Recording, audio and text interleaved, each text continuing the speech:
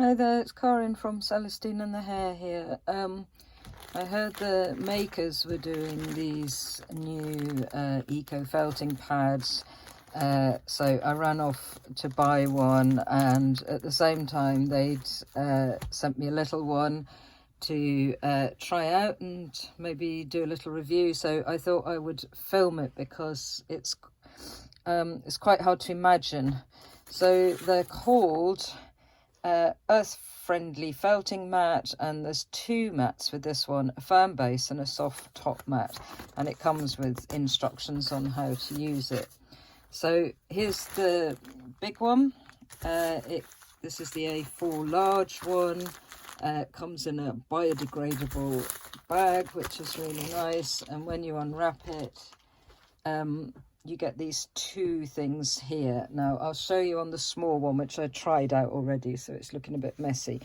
So first of all, you get this, which is the base, and that's got it's wool and 30% of other fibres inside it. So this bit isn't compostable, but it looks like it would last forever.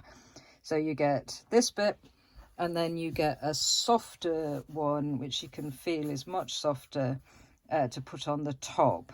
You can see I've been using it a little bit here. Now, the idea is you put one on top of the other and you use them like that. I've been experimenting with trying with all four of them, or having two soft tops together, and that kind of works. The soft one on its own is a little bit short if you're quite vigorous with your needles, because your needle will go all the way through. So I think really to start with, you're best buying both the top and the bottom, but you won't need to replace this bottom mat. So I guess eventually you might get this one really thick and want to change it, but then you can just replace the top mat and not the bottom one, and this can be composted. It's just pure wool, or you could use it to, I don't know, I might use it to insulate the shed floor or something. So you can see the needles go in quite nicely. Makes a really nice noise.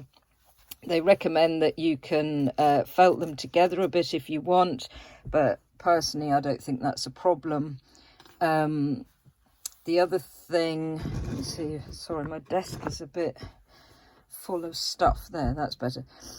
One thing I like about it is it sits really flat on the desk, and some of the felting pads tend to skid around a bit. If you kind of want to, say if you're kind of felting on the corner here, sometimes they sort of push away, and I like that this, it's not sticky, but it doesn't skid as much as some of the others do. Some pads tend to just whiz across. So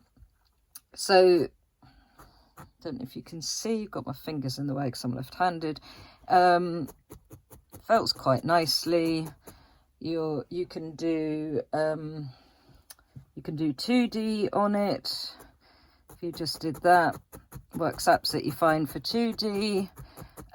Works really well for 3D animals. It just picks off, and there's not a lot on here, and you can just pick it off any little bits. You could probably get one of those little claw things, but it does actually pick off really quickly and easily. What I think I might do with this one is have one side for doing things like black and dark colours, and flip it over and use the other side for light colours. Or now I've got two, I might have one for dark and one for light. You could actually, I reckon, do it like that, get two top ones and then flip them over. I mean, if you've got the same sized ones, if you can afford it, that might work well. And then if it felts to the mat, it kind of doesn't matter, because you can just flip the whole thing over. I'm a convert. I think they're fantastic. I've never liked using foam because of mainly because it's not very eco, and it falls apart on your work, and if you put it in landfill it stays there forever. I have been using rice bags for a long time, and I do like those. I used to make my own, and then I bought various other ones. I still really like the rice bags, but they're heavy and they do tend to wear away after a while, and get quite messy.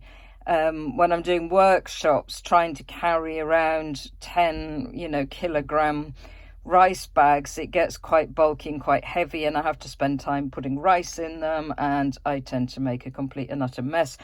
I'm really loving the idea that, this is light as a feather, and for a workshop, taking 8 of these along with me is nothing at all, and I'm quite excited about that. They're not the cheapest things going, but I think, if you want a really nice quality mat to work on, I'm delighted with these, and I'd really like to use them. I'm just going to see if I can afford to do it for workshops, because that's quite a large outlay at the beginning. I can't remember the exact prices, so I don't want to quote them, but they're sort of between £10-20, I think, for the pair. It's cheaper to just buy one bit. The bottom layer is much firmer, and I don't think you could get away. You'd probably break your needles, because although this fine a needle will go through it, something like this, the 3 clover one, it would kind of just bounce off. So I think that doesn't really work. This on its own, you'd end up going through and hitting the table unless you're super careful. So I would recommend, as an initial outlay, get both. That's what they look like. So when you look, it's a bit confusing when you order to start with, because it says soft, and you think that's just what you're getting, or firm. But if you scroll down the options, what you actually want is the pair. This is the medium, which is about A5 size. The large is A4. The small would be half of this. So I think actually, for me, that would be pretty much too small. You're talking A6, which is, half of that. So the small would just be that size, which if you're doing miniature work, it might do. But I think personally, I quite like the A5 size. Really nice for me to take in the house and things. Anyway, there you go. That's what it looks like. Just so you want to know. And I can say I can really recommend them. I'm not sure I'll be buying them again for a while, because I think these two will last me absolutely ages. But I will be getting them for workshops, I think, because that would be great for me to be able to carry those around. So yeah, check it out. Have a look. I think they're fab. Bye.